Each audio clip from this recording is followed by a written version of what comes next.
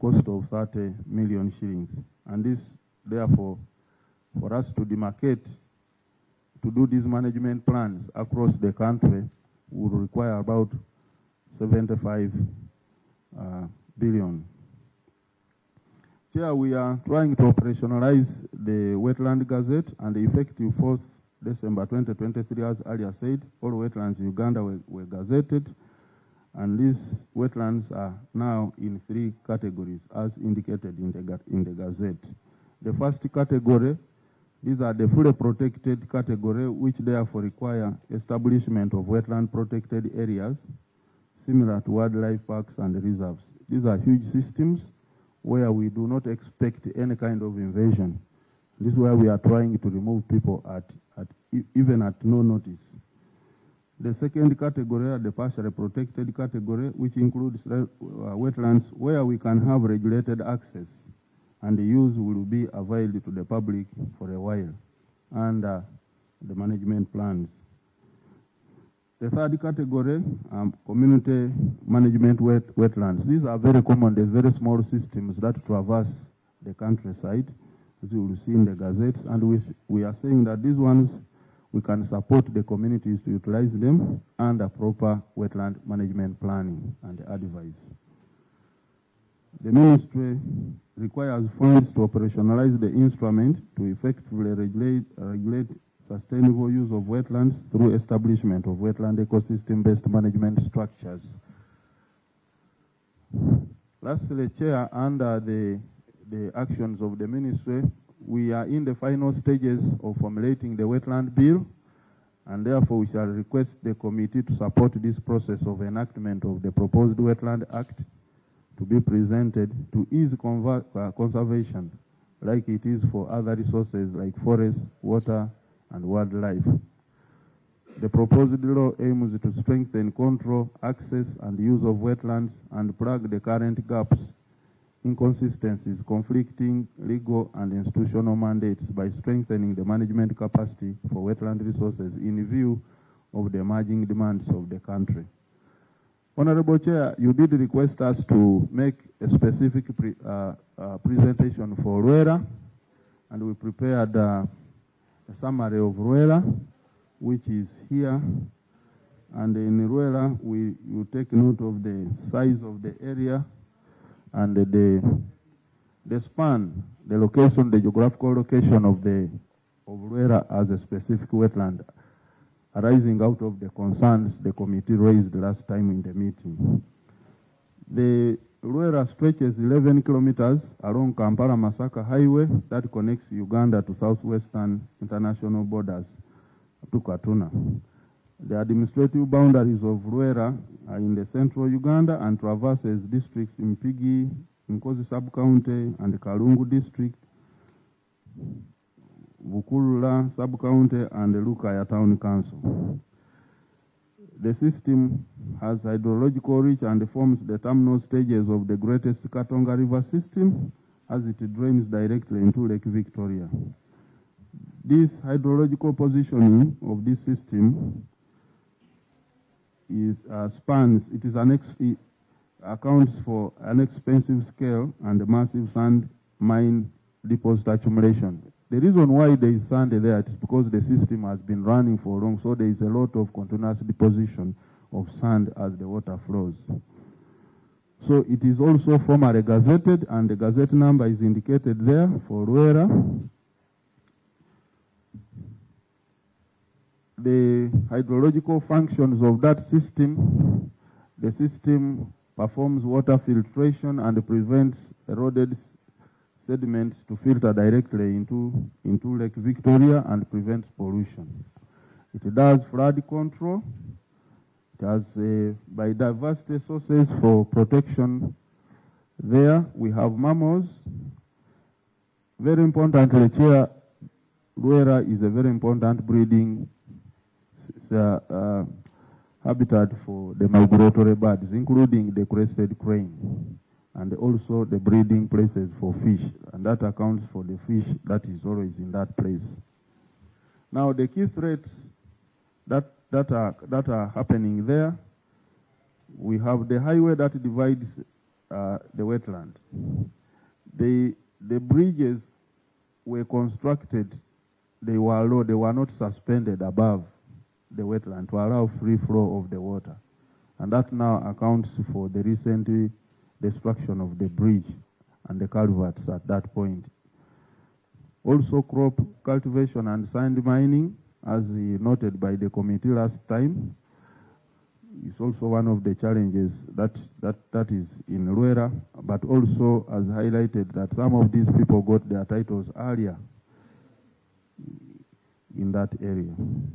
Lake Victoria pollution and siltation is one of the dangers arising out of sand mining and the growing of crops in that area. I think we have also expansion of traditional settlements at the other end where there are the landing sites that are coming up. Is also a threat, and then of course habitat loss and biodiversity chair, which we experience. We have attached the entire coverage of this Luera. It has a total of 12,595.3 hectares, which is about so far there in Luera. Following the presidential directive and the ban on the issuance and the renewal of permits, there is no permit and the certificate that has been issued for sand mining in Luera since September 2021. And even those that expired, we have attached a list of them for purposes of the committee to take note. There are no renewals that have been done. We are continuing to do periodic monitoring and joint enforcement. We have done there several enforcement. Even recently, Chair, we destroyed a number of boats and also made a lot of arrests in Luera for those that are mining sand. Was that the day after you left here? No, Chair, before that. It was before? It was before. Chair, we continue to do public awareness, including community barazas in these areas, and we are also training the members of the district, the technical committees of the district to manage these resources. Most of the challenges here highlighted that are here are similar to the challenges that we had already highlighted earlier in the other presentation, but this was prepared specifically for the VIS that was intended for Luera at that time, but it has similar challenges, including low staffing, limited budget, delayed implementation of the Gazette, inadequate financing for the sector, and then operationalization of the Gazette. Chair, I beg to submit. Okay, thank you very much, of course. Good work. But I don't see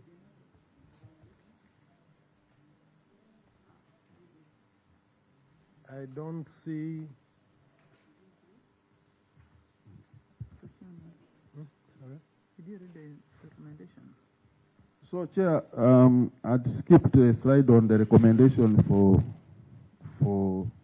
Luera, and here we believe that we need to provide adequate financing still to do the demarcation of this area, and also to operationalize the Gazette.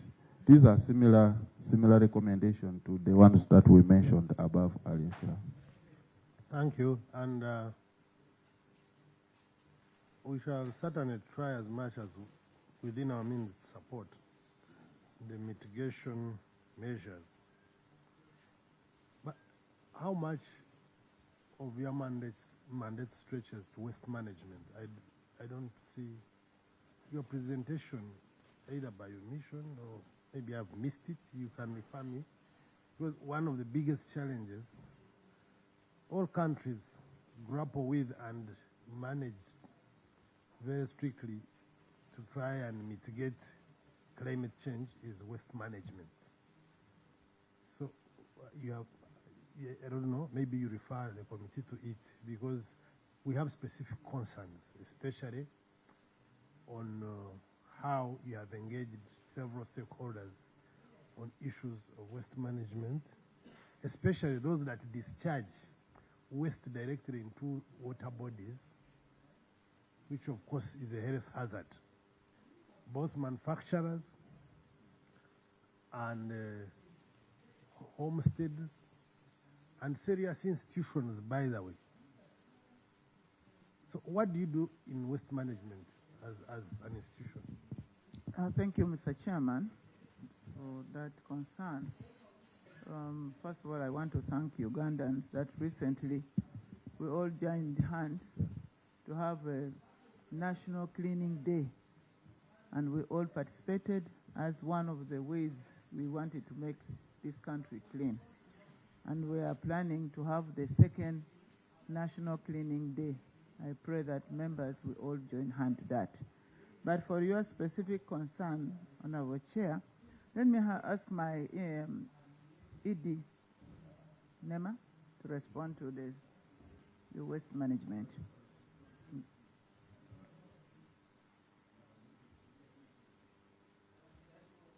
Including industrial waste management.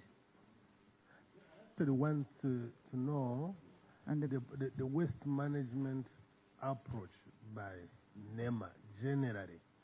Then, because at some point I want us jointly to visit some areas and check how much they are complying and the effect, either positive or negative, they have on that. Thank you very much, Honorable Chair, through my minister. Yes, waste management is an environment issue. So in as far as the mandate is concerned, we must ensure that waste is adequately managed through the regulatory point of view. The day-to-day direct management of waste for solid waste, or what we call municipal waste, it's the responsibility of urban authorities and local governments. So, I mean, is that contained here, or you left it out? No, I think the question, we were responding to the questions which the committee asked. It was not one of the issues. It was not. but Mr. Because we were responding verbatim, question by question. Okay, thank you very much. Yeah. Okay. So for municipal waste, the direct responsibility lies with the urban authorities and local governments, but the law, the National Environment Act, vests the responsibility of management of waste, the waste generator. So he who generates waste is responsible for management of that waste. So our responsibility is to ensure that that happens. We have challenges, as Chair you have rightly said, of pollution. Let's start with achievements, then you'll come to challenges. Where you have done it well, because now we have had enough of negative effort, energy. Yeah. So let's hear where you have done it well, then you come down, what the challenges, where we can have the input, the offenders. Because I don't want you don't get us percentages without telling us who has contributed, who has given us to these percentages. Yes. We have conducted quite a number of campaigns relating to sanitation and hygiene. To mention Yonja Uganda or Clean Uganda campaign, the Tasso Butonde campaign, Tuveku Kavera campaign. We have also established the annual Environment Sustainability Awards to reward those who have excelled in environment management, including waste management, rewarding local governments that have performed well. We do regular inspections and audits of industries. Yeah, the industries. And part of the issues we look out for when we go to inspect industries is actually waste management, both after treatment. They are supposed to have discharge permits so that you treat your effluent.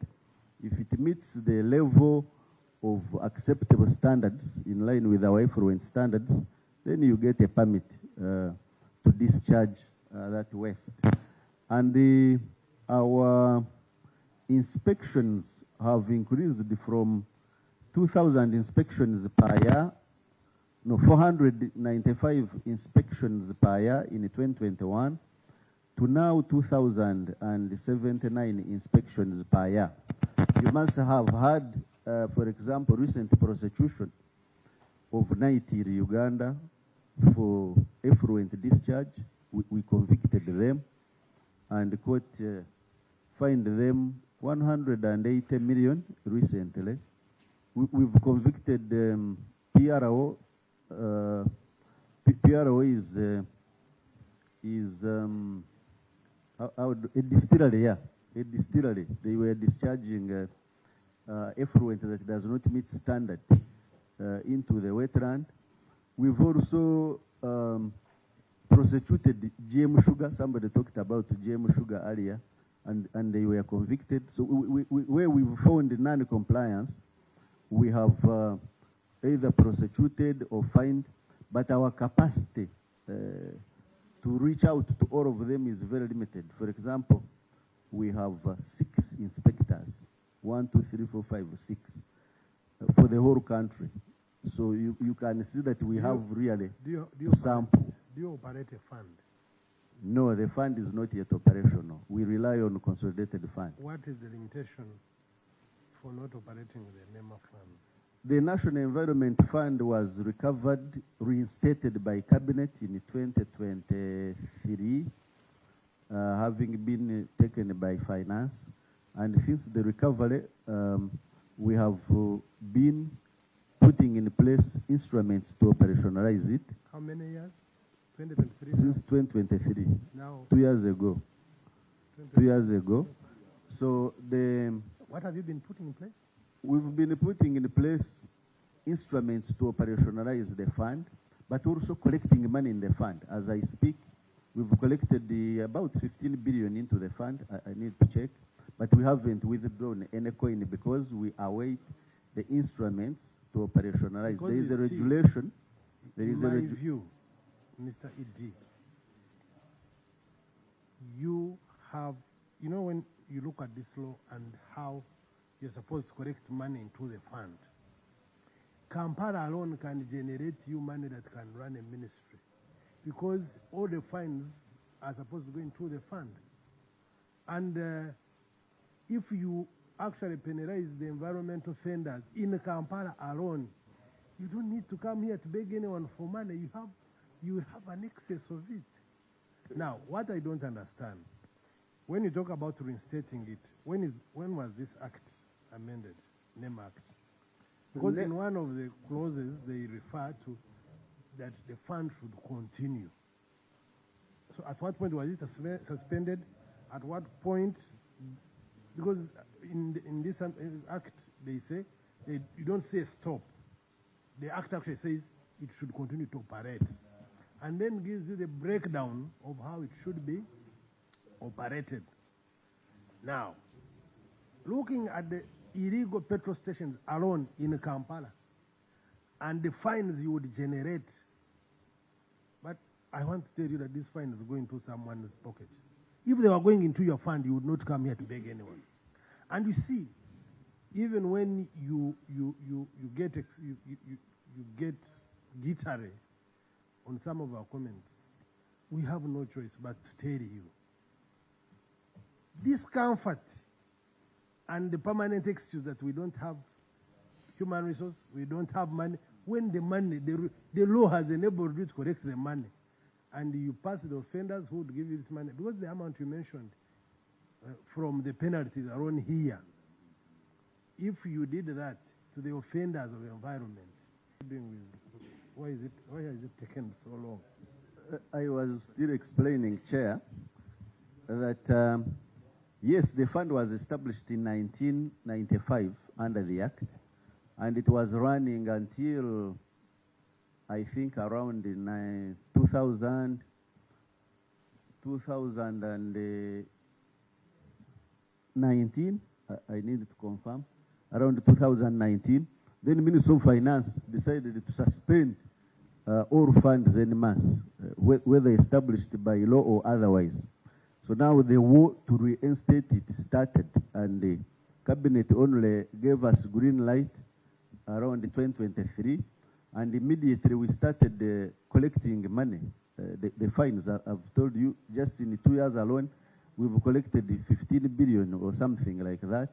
So it is true, I entirely agree with you that there is potential collect money in this fund, but the Attorney General advised that we have to first gazette these fines, and he's working on an instrument to do that.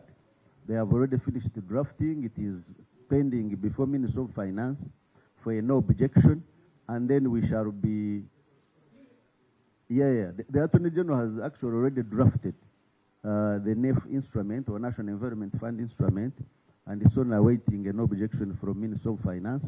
We gazette, and then we roll. So we entirely agree that this is one of the actual expected sources of financing for environment.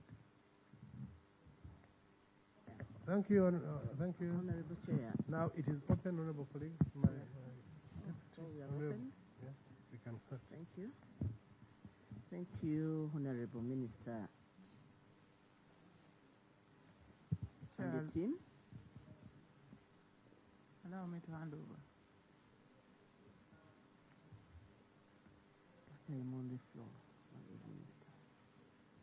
Thank you, Chair. The first one is about the understaffing. I don't think so. We have decentralization. I think we should stop the notion where the officer is not under Nema, so we have no staff. I do agree with you that we have understaffing in the local governments, because you'll find a natural resources officer with 1 or 2 environment officers. There I agree. Therefore, instead of concentrating on the so-called inspectors, to me the 6 can be enough. Yes, because every district or authority in this country, perhaps we can save for the cities. But for the rest, they are under districts, all municipalities. We only need a relationship and how Nema works with the districts. Therefore, this would take us to making sure, and I think very soon we shall be having the issue of filling gaps in many of the districts, because I saw it with the concern of the Ministry of Local Governments, and by the end of, before the end of this month, all local governments would have submitted their recruitment needs. Chair, why I am speaking to that is because even when we do the funding, we do ignore the issue of local government, and yet the local governments are placed strategically. They can do the monitoring, they can do the inspection in the area, because after all, many of our rural local governments, they have few industries. That is it. Very few.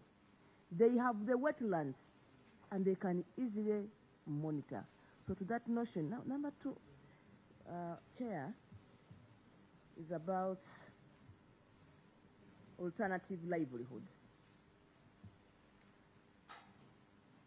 We are going to run around that because now we have population pressure. Chair, we need to agree. How it was 20 years ago, it cannot be today. Whereas we are here to legislate, we are here to protect. We need to get flexible. Environment is to be protected. True. Where are we going to put man? We need to agree on the minimum standards on the issue of where the flexibility has to be. I'll give you an example. When you have been presenting, you showed the activities that degrade wetlands. We saw livestock, cattle farm, cattle keeping livestock. I want to relate it to the area where, Chair, you come from. Majorly, grazing was done in the wetlands. That's why a colleague here wanted to ask, to what extent does livestock degrade wetlands? Because we need to provide supervision and we need to help this country. We need to regulate true, but you cannot regulate by, we shall not afford it by running battles with the population. We need to agree and set standards. And we need to hear that one. Now, alternative livelihoods. You are sending away people from wetlands, which is very good because you are doing it lawfully. But have we thought in your plans that you want to present to us, when you are sending away people from a wetland, what took them to that wetland? A source of livelihoods. Very good. Now, if it is, and they are digging directly, they are farming directly in the wetland, how have we helped them to understand? Because this one will help them to understand that a wetland is good for us. We need to see in your programs and planning, if we want people to get out of a wetland, so that they do the farming activities from the prescribed meters. Is it 50 or 100 meters from a wetland?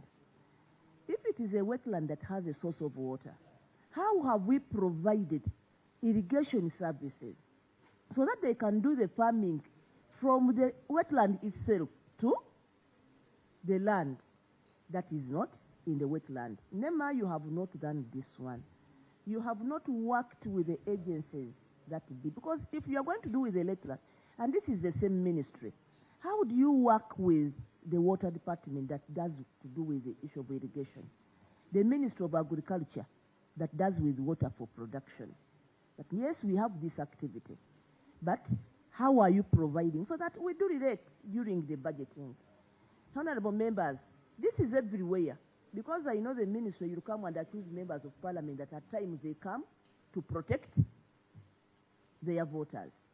But the issue is you are sending them away. What is the alternative source of livelihood that we have tried to buffer?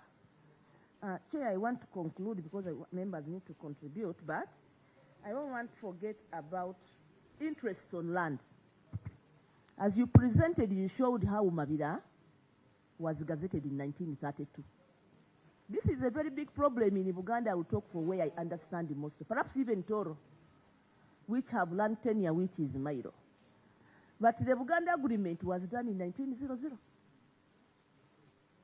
which separated Mairo land and the public land, which was then called the Crown land. Now you come and gazette Mabira. That means there were people there. And people who owned the land titles were few. People lived on interest on land. Because when we sit in the boardroom here and talk, we shall not take into account the interests of the people and the natives who have been affected. This thing is not only happening, honorable members, in Mabira, on the 8 Central Forestry Reserves. It is happening on these other small forestry reserves. Chair, I am trying to make this point because I know the ministry is informed, because there is a committee now headed by the Prime Minister to sort out the same issue in Kyankwanzi district, which has 3 forestry reserves, and you have parishes that have been evicted, but they are gazetted by local government. In the morning, during the day, you see the people. At night, you find a family of 20 people sleeping, trying to share where to stay. We need to solve this thing. We don't need to hide it.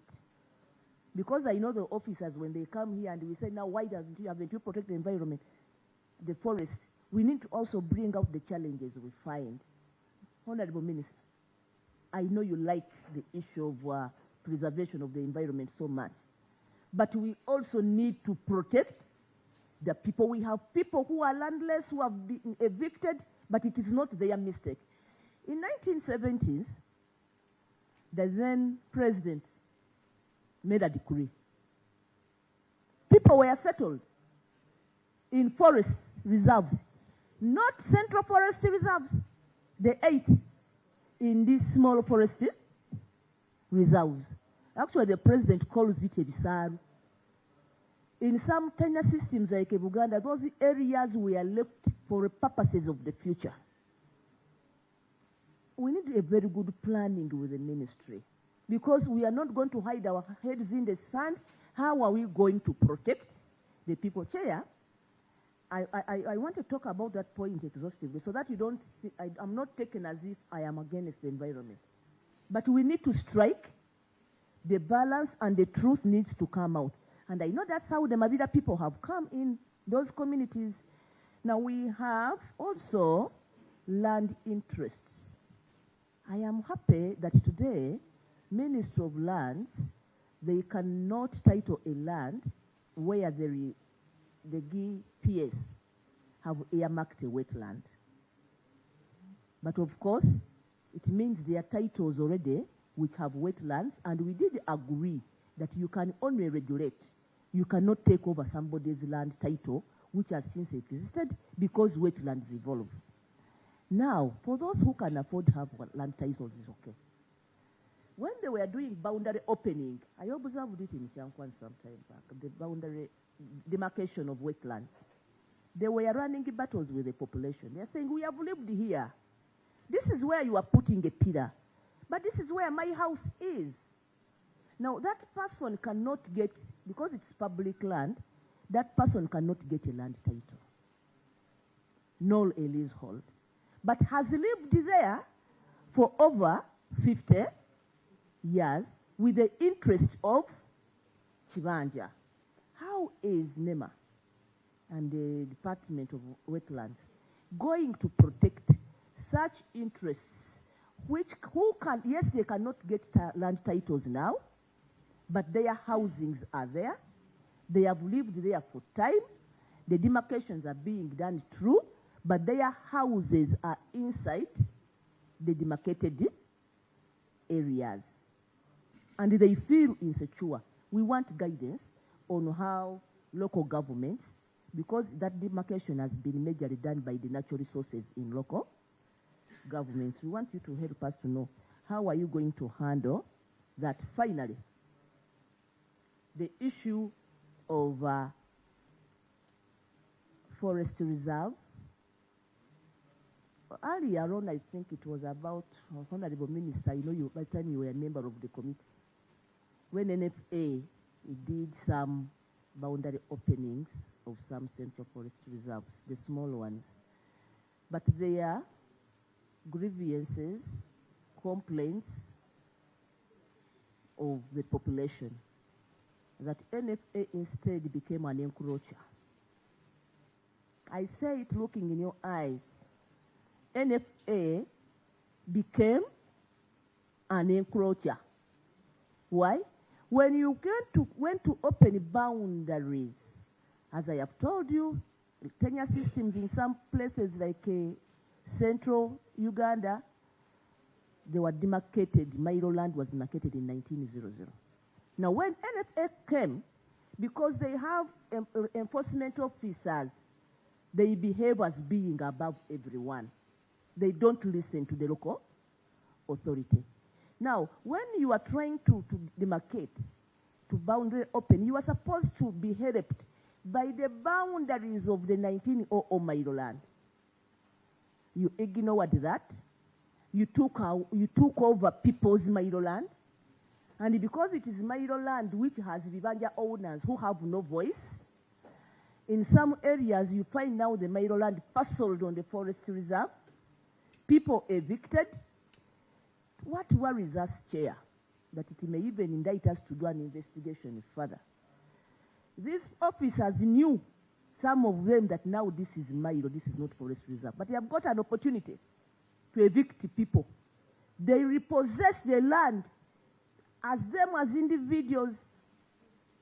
After repossessing that land, it is either given out as a business to others to plant trees when the owners are being evicted. That is the case in some forests. I am talking from where I understand it, that is Jankwans. It is happening. You have people's land, and the other one is public land. Can you enlighten us? Why is it that where there is public land next to a forest reserve, you want to parcel the public land to a forest reserve? Yet, under the 1998 Land Act, the public land is under the management of the district land boards. And to some extent, they had already even issued leases. To some extent, the population was already living on the public land. And that is the conflict we are living today. Chair, why I'm stressing this point, Kyankwanza has 21 sub-counties, but 12 sub-counties are affected. I'm not speaking for Kyankwanza alone here. I only want to give it as an example. Because I know as it happens there, it is happening where. Thank you, Chair, and thank you, colleagues, for being patient with me on that issue. You know, she spent some time, but she's the vice chair of the committee. So, honorable colleagues, allow me that we reach a consensus of 2-3 minutes.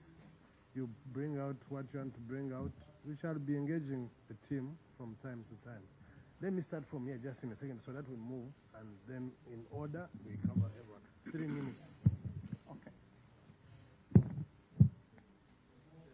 Thank you, Chair.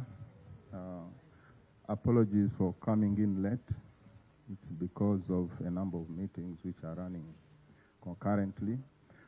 For purpose of introduction, Alanat Gonza is my name, Member of Parliament for Bulisa County, and a member of this committee.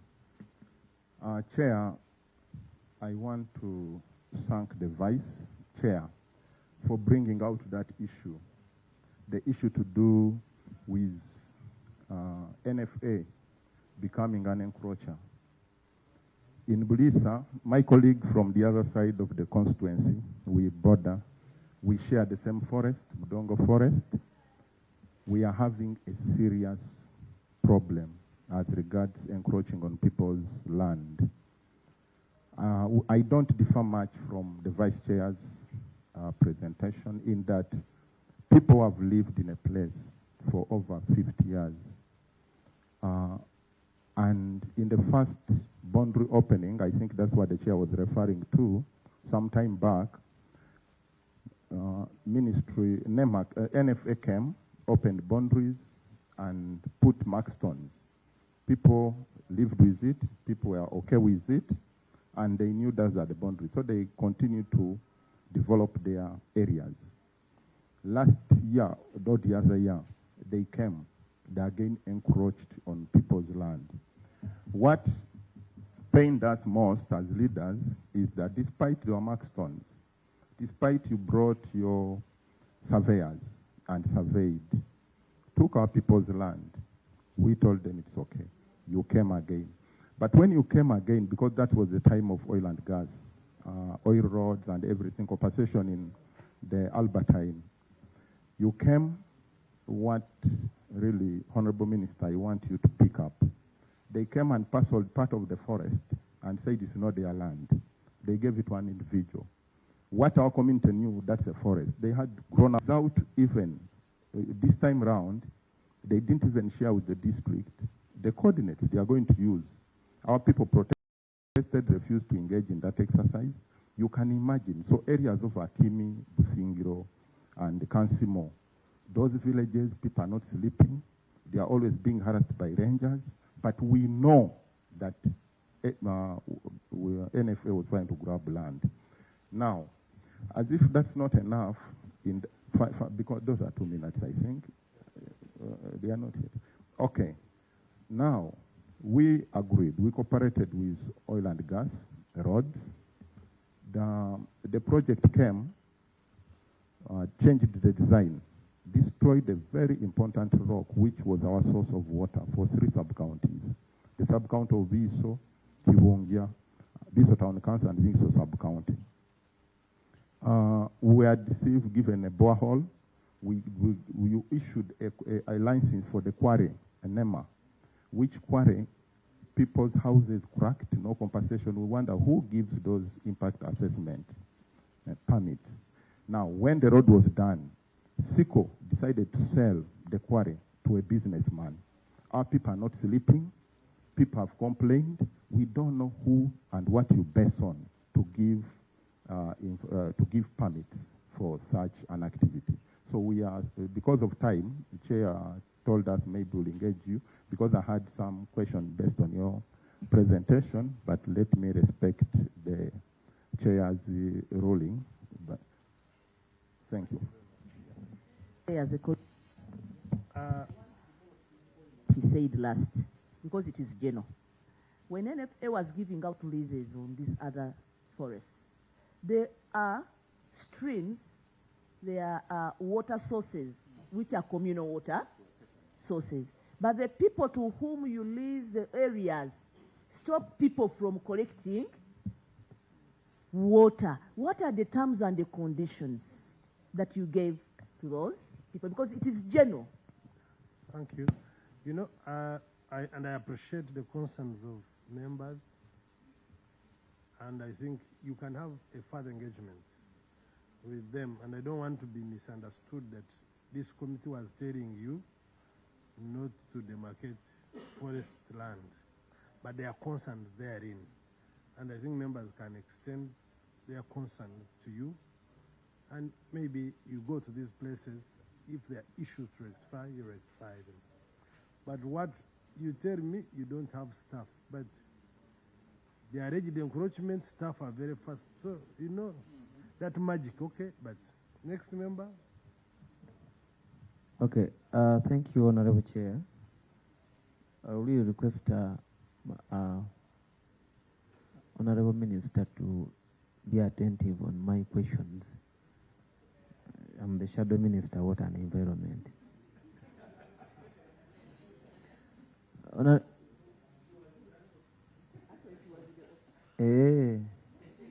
But for me, I will not be the other one. Anyway, my first question, Executive Order number 3 of the 2023 has been in force for over 3 years.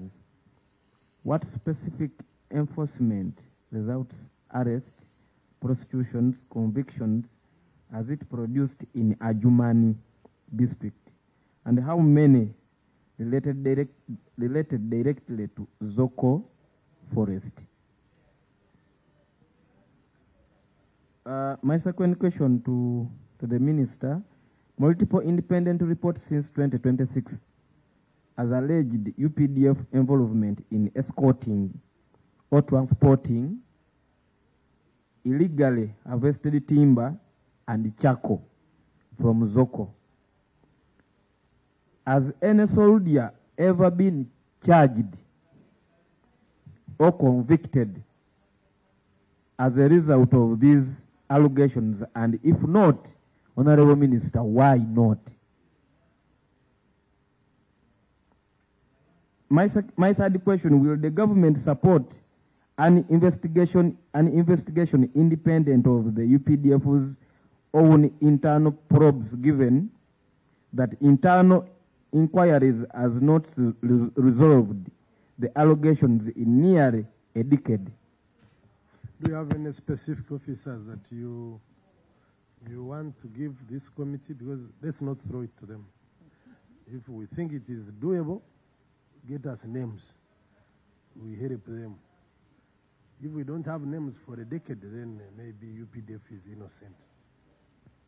Honorable Chair, what I know, the Minister and the colleagues, they know all these allegations. So you have shared with some of them? Because it is in public domain. Okay. They will confirm. Proceed, Honorable. My last question, what steps is the Ministry taking to restore forest quality in degraded forests? We see that, Honorable Chair, the focus is on forest cover that is mainly focused on planting exotic trees and others. Yeah, we need to restore the indigenous species to improve the forest ecosystem. Lastly, I heard one of the colleagues the other side talking about the new encroachers who were crushed in Rubiji. And now my question was that if we can do more research, even Starbucks station is a new encroacher in Rubiji. How comes that the rest were crushed and then Starbucks station was left aside and protected, well protected? Why? No, the ED explained that on NBS, that where Starbucks is a very hard ground. I was watching. Even those, the Honorable Chair, even those, But he's here now. even those small houses, they were on hard ground, No, but they were crushed down. me, I'm just explaining what. So we want it to tell us really why. Thank you. Honorable Chair, I'll be as brief as I can in the interest of time. Mine goes to the Minister, direct. There are legal obligations that Nema is under that are not as independent to Nema, but in collaboration with other entities. But now that it is Nema before us, my question is, a lot of protocols were not followed in issuing operational certificates to certain factories that are embedded or that are set up within the peripheries of urban areas. And yet these factories affect the environment. You know some, Honorable? Yep. You give them this committee. We shall, One, I talked about GM Sugar. will you write it? We shall Then go I there. talked, the other is modern distillers, So which produces waragi. yeah, we'll be adding on the list of those that you did impact assessment. These factories affect the environment. They affect the natural streams of water. GM Sugar, then there is modern distillers. For example, these two factories have spoiled, they have polluted the water. They have polluted the air for the people of Njeru municipality. My question is, did you deliberately discern your obligation or your duty or your constitutional duty of protecting the people? If you did, and it is true that the water streams in Njeru municipality, they are what the people depend on for livelihoods. These water streams have been polluted permanently. There's nothing we can do about it right now. My question to you, Honorable Minister, is, would I be wrong if I brought a bill of quantities to your office for trying to compensate for the water sources from your ministry directly for the good people of Njeru municipality? And if it serves you right or well, in your honorable capacity, can we make a tour? You want to in Njeru visit her? municipality? I beg your pardon? You want to visit her? No, for them, for the environment, Oh, I thought. for them to come and visit in Njeru municipality, and they witnessed firsthand on how the children are suffering We shall go there. by as a air committee. pollution. We shall go there. Take note, Mr. Thank you. Mpuga. We shall invite Nema, Honorable Minister, and I thank you, you know, Honorable Honorable Minister Chairman. is very passionate about the environment, but maybe she's suffering from collective response spirit. Next. I thank you, Chairman. Thank you, Honorable Chair. I'll be very quick and brief. My name is Rogers Biamkama. I represent the people of Masindi Municipality. Honorable Minister, you did mention that in 2021, the President gave a decree or a ban of issuing licenses for rice and sand in wetlands. When you travel on Masaka Road, there is a very big rice farm and a very thriving sand harvesting enterprise. Are did these have the licenses before? And if they had licenses before, what are the other mitigating factors? Can some of these licenses be cancelled in the event that they are having adverse effects on the environment? Maybe we'll also ask the letter, that presidential ban, a copy of it from the minister, because we need to see the president normally guide. He doesn't only ban. Yes. He gives a breakdown on what should be done. Absolutely. So we want to see how it was followed. But we are visiting that place on Monday. Actually, I wanted to give notice to the Honourable Minister and Nema that on Monday they give us a portion of their staff who are variable. Any number can do for us, and we want to visit that place. Because what we see on the road is actually not a quarter of what is happening in that area. Absolutely. It's a lot more. And some of these developments are actually as recent as a couple of years back. Number two, assuming I'm a developer and I want to buy land and I've gone to the locus of this land, does the ministry or Nema have an e-enterprise, e-platform where I can stand and digitally check whether I am within the restricted area or how close am I? Would love to know if you have that. If you don't have, do you plan to develop one? Three, this issue around Mabira. I would suggest, Honorable Chair, that the ministry furnishes us with land titles of the so-called indigenous people within Mabira, so that at some time we are able to visit and ascertain whether they are operating within their land titles or they have encroached for purposes of sugar growing as outgrowers. And then very lastly, when you try to check on restricted areas, the actually restricted areas you cannot access. One of them is Nakivuvo Channel, the other is Luvigi Swamp, the famous one.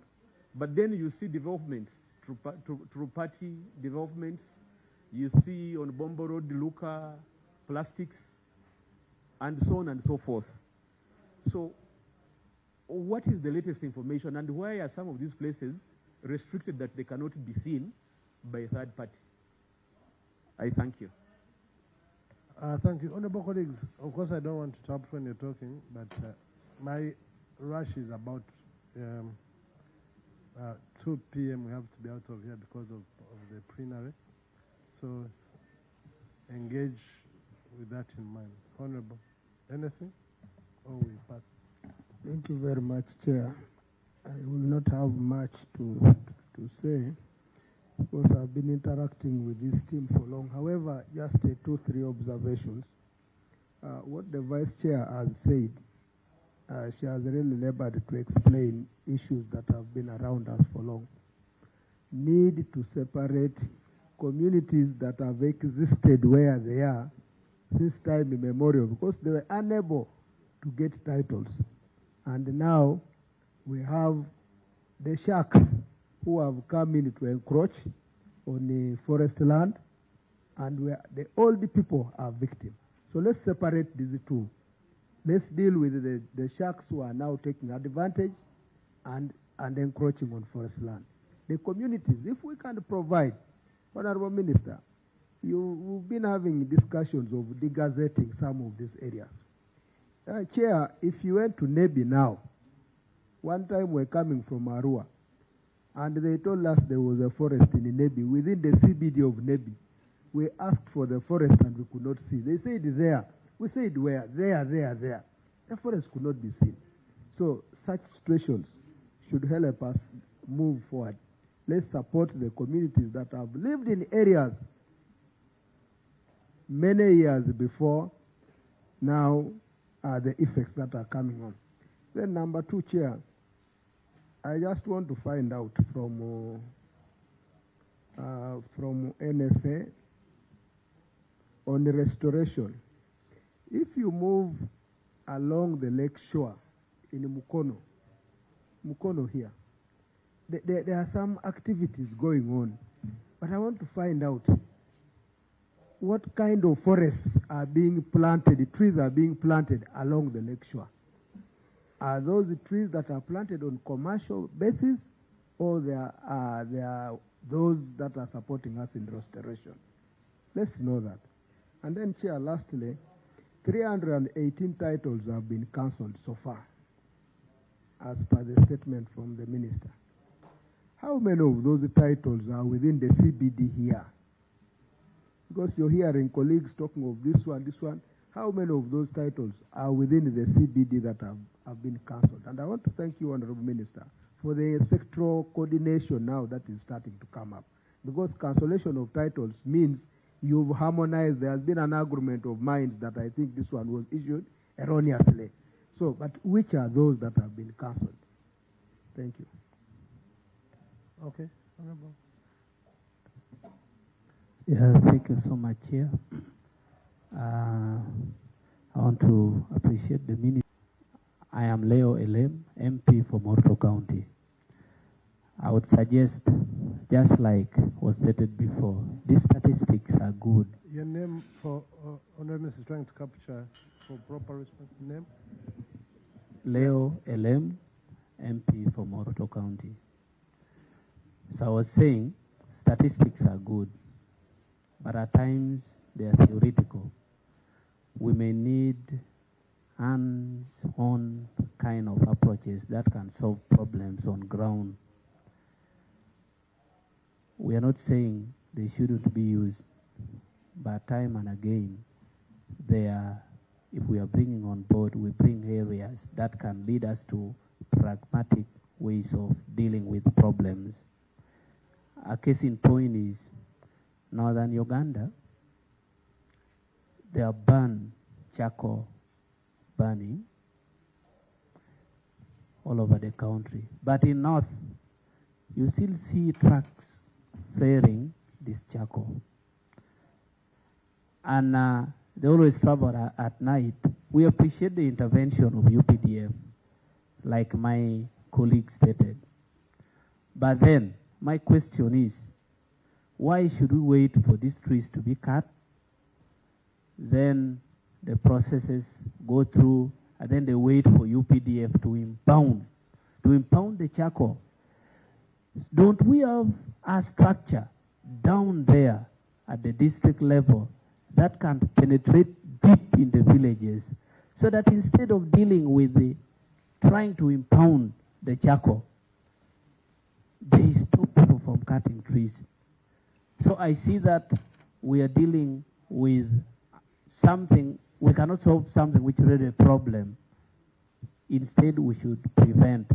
So I would just request that, if possible, we engage people at district level. Some of them seem to be sleeping because we cannot involve UPDF, and yet there are people who are getting government salaries. I beg to submit. Thank you, Honourable. My brother. Thank you, Chair. Amasaba Mahmoud Mutenyo, MP Bunkoko Central and Dasimbali. Mine is a public concern. First of all, let me take this opportunity to thank the Minister for ably explaining issues here, and we have understood you well. Thank you.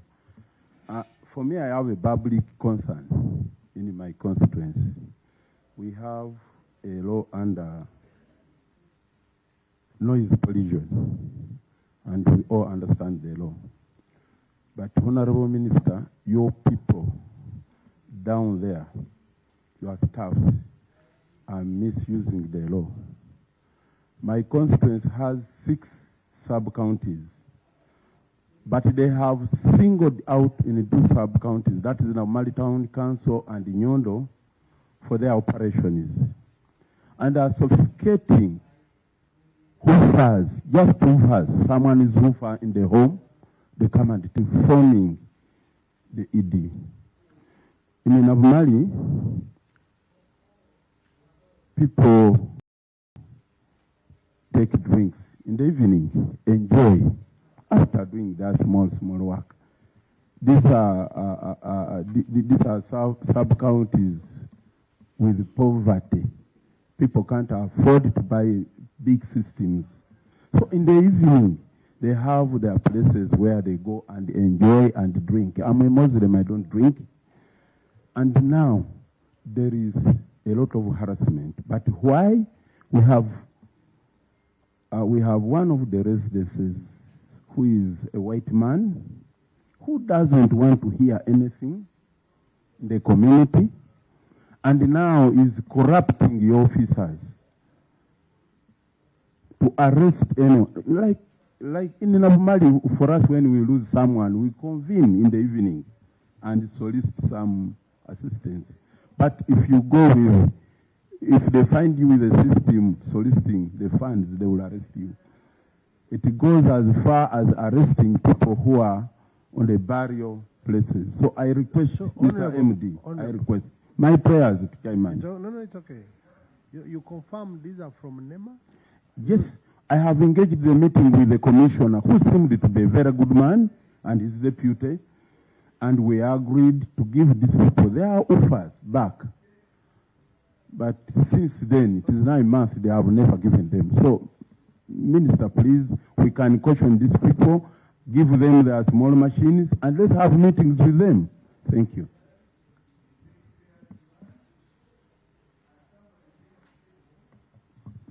Yes, thank you, Chair and members. Once again, I'm called Joseph John Sogwal, Member of Parliament, Dokolo North. Well, I have 6 issues to raise, and I will be very fast in less than 5 minutes. Number 1, I want to appreciate the Minister and the team from Environment. I know that you did not have enough time to present very well because of the volume of material you brought, but next time better. My first issue is on the Nachivubu channel. We know that recently there was flooding when Nachivubu channel was under earmarking almost 20 billion to compensate traders in Kampala. Under Section 53 of the National Environment Act, number 5, the minister has powers to declare some areas, special conservation areas. I've been thinking aloud since I've also been in the sector. Why doesn't the minister declare Nachivubu channel as a protected, as a river in the urban area, so that whoever is developing or doing any development around Nachivubu channel is then managed under the law. It will also give Nema freedom to relax from pressure. So that is something which can be considered, and a bill can be brought to Parliament for us to gazette Nachivubu channel as a river, under taking into consideration Section 52, 53 of the National Environment Act. Secondly, my colleague has already spoken about charcoal. Whenever we are driving back to Kampala, we notice that a lot of trucks are carrying charcoal in the night, and they are coming from up country. Our rangelands are being degraded very fast. Has the ban on charcoal movement been lifted, or it is still active? Because we understand there was a ban on charcoal movement. Number 3, I appreciate the presentation by the Commissioner for Wetlands, especially the financial implication of doing restoration and also demarcating the boundaries. My prayer is this: there are some instruments in environmental management which you have not yet taken into use. Payment for ecosystem services. National Water and Sewage Corporation is extracting natural water from the swamps. They are selling water very expensively to us. All of us in this room, we are paying expensively to consume water, which is a natural gift in Uganda here. The only thing National Water and Sewage Corporation does is to do the treatment, the 4 stages of treatment. Why don't they pay for the resource? Much as they are a branch of government, we want National Water and Sewage Corporation to take account of putting some money back to protecting the what? The source of the money they are generating from the citizens. So Nema, this is something you can also bring to this committee, and we can present in the floor of Parliament, using the principle of a payment for ecosystem services. The next point, Chair, since you also took 2 hours, you allow me to take 5 minutes only. Carbon sinking in wetlands. This is something we have not been talking much about, but I believe that we can also start selling some carbon credits from our wetlands by engaging under the Paris Agreement and other interventions under the climate change. We can, because we have a lot of already the stock which can sink a lot of carbon, the pits and the rest. So that will also help to enhance conservation of those areas where now the ministry and government says this is supposed to be a no-go. We only sell the carbon credits. So this is a gray area for investment. Because from my knowledge as a practitioner, I know that wetlands sink carbon actually 7 times more than a forest per acre. So wetlands are more important than forest reserves in terms of carbon sinking. Now, when we come to the Zoka forest, Chair and committee members, I think one of the instruments, because we are operating at a policy level, is that the management of Zoka should now be upgraded. Within our legal system, we can it is like the way a baby grows. This forest, once we find that it is at the level of a central forest reserve, and there are still problems, it can now be upgraded into a national park, where now you have enforcement arm of government directly active. Why don't we look at the possibility of the minister proposing that the problems of Zoka should be handled at that higher level? Because once it is made a national park, then everything changes. Finally, the loss of Aphezelia africana, one of the endangered species in Zoka. NFA, what plans do you have to ensure that restoration of Aphezelia africana takes root? Colleagues, those who don't know Aphezelia africana, there is a species of tree which people have been cutting from South Sudan and part of Zoka. And that timber, I mean, the round wood is exported out illegally. And that is one of the driving factors where most of these forests have been destroyed, especially the ones in the extreme part of northern Uganda and that wildlife conservation corridor. So NFA, you need to come up with a deliberate plan to restore the belt of Aphezelia africana. Thank you very much, Chair and members.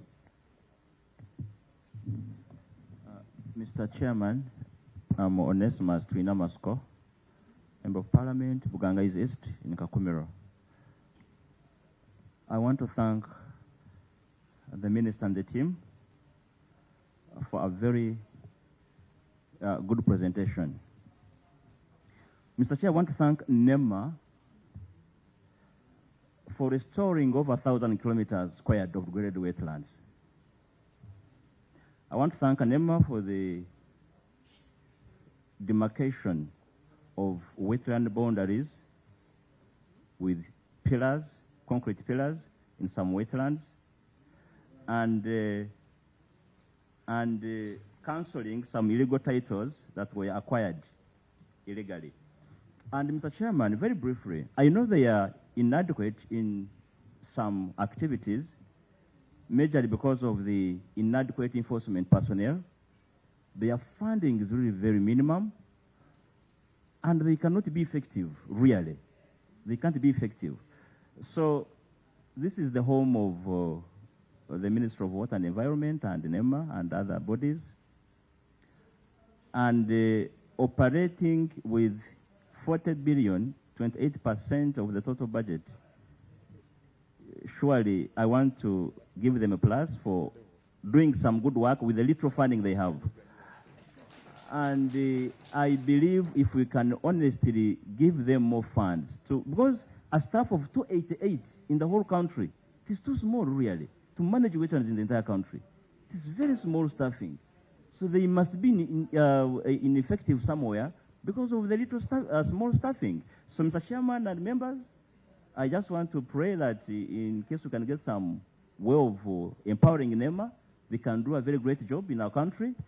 And how do you propose? How do you propose to empower them? Definitely, it is through budget allocation. They have all the means to do that. They have refused it. As a committee, we can also put a voice. The law empowers them to correct fines, to correct penalties, to correct money, and put it in the fund. For the last 3 years, they are seated with it. Mr. Chairman, they are telling you they have dysfunction of 15 billion on the account. maybe we pray for them. Me, I'm not a pastor. Mr. Chairman, a staff of 288 in the entire country is really too small to do all this, and I beg to submit. Thank you. Thank you, Honorable. Thank you, Chair. Thank you. Mine will be simple. We have seen the regional wetland coverage, and also the name once again, Honorable Minister. Moses Mayanja, Busiro North constituency. We have seen the wetland coverages, and they have given us the programs for restoration and demarcation. So far, they have restored 1,329.7, which is almost 11.8%. But how I wish, much as they've given us this table, they give us another table of restoration versus degraded, for us to be able to follow up on where they're doing the restoration. Why I'm saying this, we have seen restoration being selective. If you see Kajansi, Munyonyo bypass, some people have been displaced in the name of restoration, or others are spared. So if we are given a table and a work plan for the restoration program, then it will be easy for us to monitor and see where there is equity in that restoration programs. When I saw the RERA licenses, most of the licenses were cancelled, especially sand mining, but also including fishing. And the only 2 licenses that are running according to this table, you see the Zong Industries and Zong Industries Limited that is doing rice farming expansion and rice farming alone. But these licenses have dates of issue without dates of expiration. All the others that were cancelled have dates of issue and dates of expiry. So I will need to know why, because we are told fishing is okay in wetlands, but some of these licenses for fishing were cancelled. I also need to know much about that. But also on the issue of encroachment. Mr. Chair, you said this is by an office, but people continue to encroach. But also we have local governments in all these areas. Why don't you work with the local governments? Because they are near the places that are encroached. Finally, Honorable that must be uploaded. However, it's very absurd that Mabila Forest, which is one of our biggest forests, which is a rainforest that benefits not only us but the entire Uganda and the world, is increasingly being encroached. What can the ministry do better to ensure that Mabila is not encroached? Because you have indicated that it is possible to decrease the encroachment levels, and this shows it is very possible. My question to the ministry, particularly those in the department in charge of forestry, is it the indigenous encroaching? Are they foreigners encroaching, or the private sector? Because being born from an enclave, Mafuga Forest, I know if you work well with the community, you can curb the encroachment. So my question is, who are encroaching? The indigenous community, the foreigners, or the private sector that are doing business? Number 2, you've been saying